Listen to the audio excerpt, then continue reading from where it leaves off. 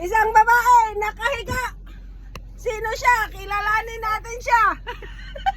School natin.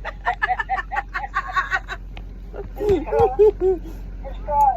Siya ang ating ina. Ina ng ating tahanan. Ilaw ng tahanan. School tayo. School. Tatanungin natin kung anong kanyang nararamdaman. Ano po ang masasabi ninyo sa iyong kalagayan ngayon?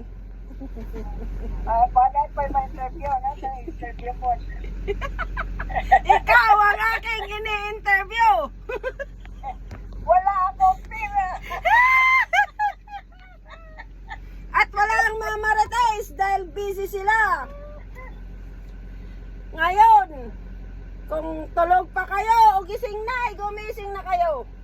At kung tulog pa, ay matulog na rin lang kayo. Huwag na kayong gumising.